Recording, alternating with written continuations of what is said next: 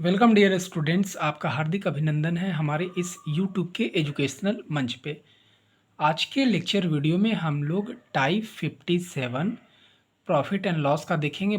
बहुत ही ज़बरदस्त क्वेश्चन है, मेंस के लेवल का क्वेश्चन है। देखने में हल्का बट कन्फ्यूजियस है, बहुत आप इसमें एरर करोगे। तो इसको मैं बहुत अच्छे तरीके से बताऊंगा। उससे पहले एक सूचना, जिस मैजिकल बुक के द्वारा आपको बताया और पढ़ाया जा रहा है, ये अपने आप में एक बहुत ही मॉडर्न और बहुत ही स्टैंडर्डाइज्ड बुक है। इसके माध्यम से आप गणित को बातों बातों में बिना फार्मूला ट्रिक्स के सीख सकते हो। 6000 क्वेश्चन है, 1000 से अधिक टाइप है, सारे टाइप्स के यूट्यूब सॉल्यूशन मौजूद है। टीचर की ज़रूरत नहीं है, टेबुलर फॉर्म में है। प्रैक्टिस के लिए बहुत सारा मटेरियल है। यदि आप इसका पेपर बैक यानी इसका फिजिकल कॉपी यदि आप ख़रीदते हो तो आपको कॉपी अलग से ख़रीदने की भी ज़रूरत नहीं है। बॉक्सेस बने हुए हैं, उसी में आप जगह पे, जैसे यहाँ पे बॉक्स वगैरह बना हुआ है, इसमें ही आप भरते जाओगे।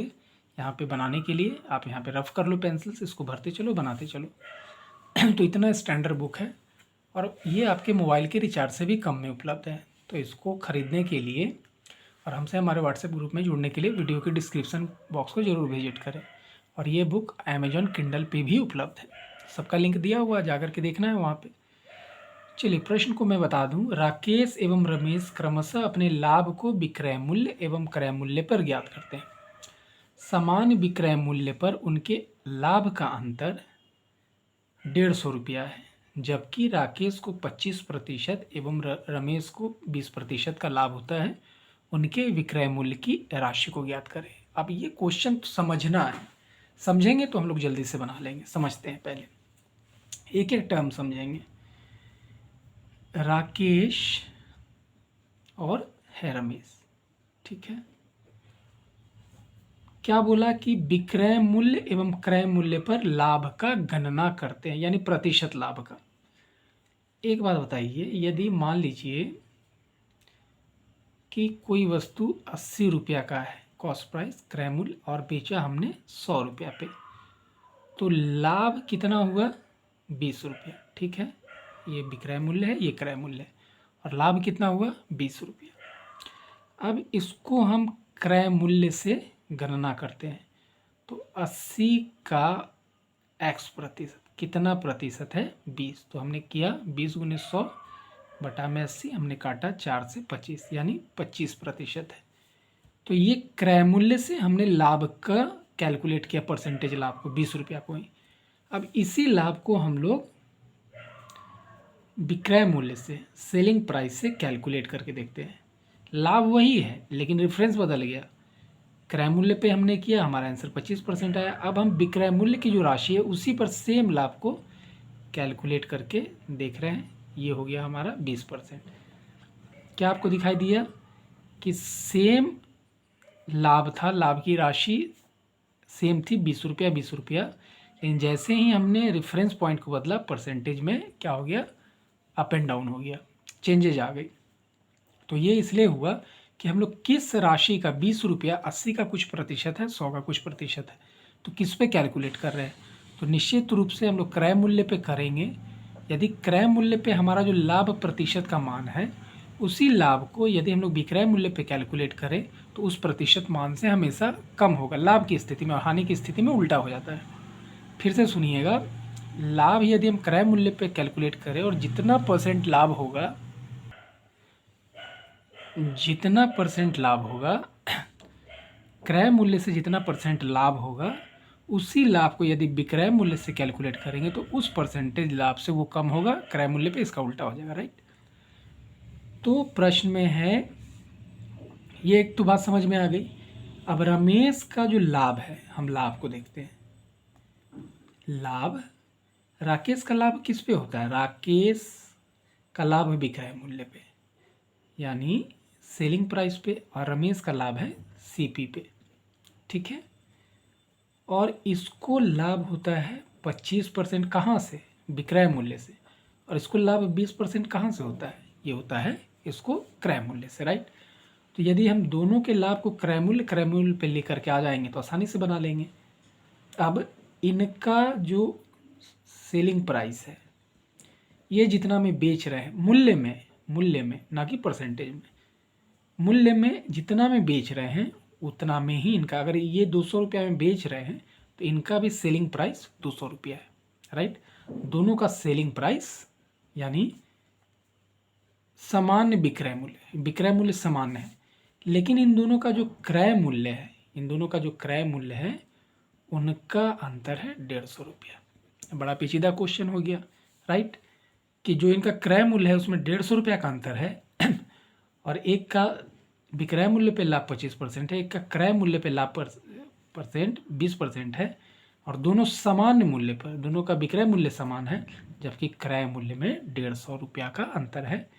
तो दोनों का विक्रय मूल्य निकालिए, दोनों का क्रय मूल्य निकालिए, ठीक है। तो अब इसको हम लोग कैसे सिंपली बनाएंगे, ठीक है। तो सबसे पहले राकेश बाबू का जो 25% का लाभ है उसको हम लोग लेकर के आते हैं किस पे, सीपी पे।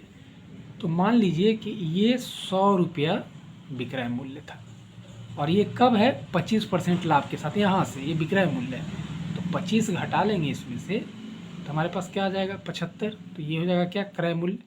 अंतर जो है 25 का है तो 100 का 25 कितना होगा, 25%। लेकिन हम क्रय मूल्य से देखेंगे क्योंकि हम लोग जानते हैं कि क्रय मूल्य से जो प्रतिशत लाभ का मान हमेशा विक्रय मूल्य के प्रतिशत लाभ के मान से अधिक होगा।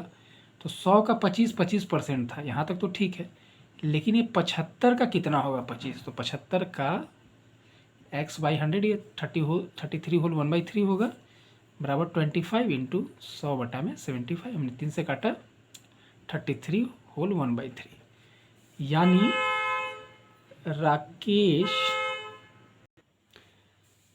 राकेश का हम लोग देखेंगे क्या, विक्रय मूल्य, क्योंकि हम लोग यहाँ पे देख लिए 100, क्रय मूल्य इसका 100% होगा, इसके पास जो भी राशि होगी अपने आप का 100%।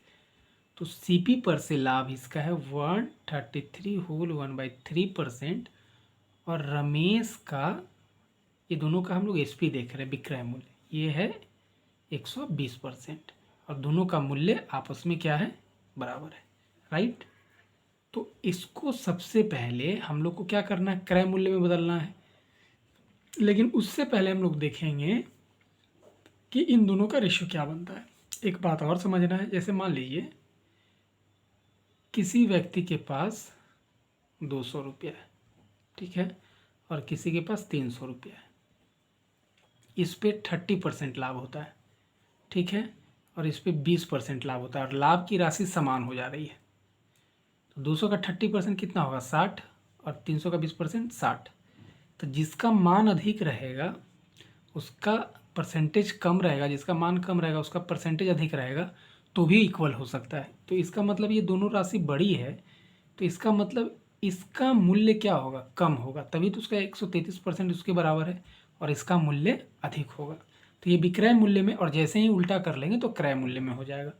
तो इन दोनों को हम लोग रेशियो में यदि बदलें तो आप इसको 3 होल 1/3 से भाग दे दीजिए, तो 3 30 बार में और ये कटेगा आपका 10 बार में, यानी ये 40 हो गया, और इसको करेंगे 30 बार में और 6 36 बार में काट देंगे, 4 से 10 बार में, और ये 9 बार में। 9:10 विक्रय मूल्य, तो 9:10 क्या होगा, क्रय मूल्य होगा, ठीक है। यहाँ कहने का मतलब है जिस पर लाभ प्रतिशत अधिक है उसका मान कम होगा, उल्टा कर लेंगे तो हम लोग के पास आ गया, ठीक है।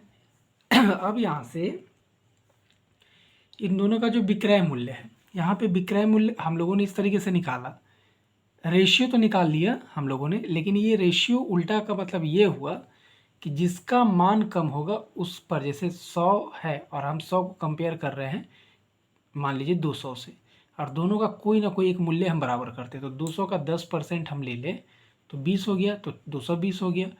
तो 220 करने के लिए इन दोनों का विक्रय मूल्य एक समान करना है, तो इसको क्या करना पड़ेगा, आपको 120% बढ़ाना पड़ेगा, तब तो 220 होगा, राइट। तो जिसका वैल्यू कम है उसका परसेंटेज मान क्या होगा, अधिक होगा, तभी तो दोनों का विक्रय मूल्य समान होगा। तो 9:10 हुआ, तो 10:9 हम कर लेते हैं, सॉरी ये 10:9 था, 9:, हमने 10 किया, जिसका क्रय मूल्य कम होगा उसका परसेंटेज मान अधिक होगा, ठीक है। अब इनके मूल्य में अंतर है 10x माइनस 9x बराबर 150 रुपये। तो इनके लिए मूल्य कितना था 9x और इनके लिए मूल्य कितना था 10x, और इनका अंतर 9x बराबर कितना हो गया 150। तो राकेश का मूल्य हो जाएगा 9 गुने 150 बराबर 1350, और रमेश का मूल्य हो जाएगा 10 गुने 150 बराबर 1500 रुपये। ये तो हो गया दोनों का CP। अब इसका आप देखें 1350 का 133 सही 1/3% का मतलब हो गया 4/3।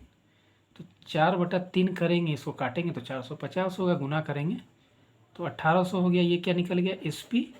और इसका यदि हम 20% करें यानी 120% निकालें, क्या हो जाएगा 15 12 180 1800। क्या दोनों का मूल्य बराबर हुआ कि नहीं हुआ, राइट। तो आपको सिंपली इसमें क्या ध्यान देना है, पहला बात कि CP से लाभ प्रतिशत आपको फाइनल करना है, ठीक है। फिर आपको रेशियो निकालना है, और जिसका लाभ प्रतिशत अधिक होगा उसका रेशियो का वैल्यू कम करना है, मतलब उल्टा कर लेना है, ठीक है।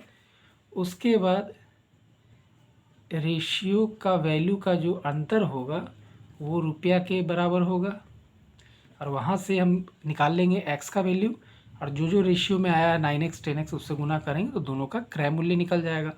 और वहाँ से यदि विक्रय मूल्य बोले प्रत्येक का, तो क्रय मूल्य निकल गया। किसी एक का या तो आप 133% ले लीजिए या एक का 120% ले लीजिए, तो दोनों का मूल्य क्या हो जाएगा, बराबर हो जाएगा। तो बड़ा ही सिंपल था ये, बहुत कन्फ्यूजन था, बहुत सारे टर्म्स थे, और इसके माध्यम से आप अब मतलब इस तरीके के क्वेश्चन को आसानी से बना सकते हैं। तो बच्चों क्वेश्चन को समझना इंपॉर्टेंट है, उसके टर्म्स को समझना इंपॉर्टेंट है। आप उसको ईजिली कैसे काउंटर करेंगे तो समझेंगे, तो आपको कोई फार्मूला की ज़रूरत ही नहीं है, ट्रिक्स की ज़रूरत ही नहीं है। और इसका आप किसी भी बड़े टीचर से आप इसका ट्रिक्स देख लीजिए, उनके पास होगा ही नहीं, क्योंकि क्वेश्चन क्रय मूल्य से भी था, विक्रय मूल्य से भी, बड़ा घुमा पेचीदा टाइप का क्वेश्चन था। तो आशा करता हूँ कि आपको यह कम्प्लेक्स टाइप भी आसानी से समझ में आया होगा। यदि ऐसा है तो प्लीज़ हमें सपोर्ट करें, हमें ढेर सारा प्यार लाइक्स के रूप में भेजें, हमारे चैनल को सब्सक्राइब करें, हमें कमेंट्स करें। आपकी कोई भी सुझाव शिकायत क्वेश्चन क्वेरी हो कमेंट बॉक्स में लिख करके बताएं, और ज़रूर से आप डिस्क्रिप्शन बॉक्स को विजिट करें और इस किताब को खरीदें।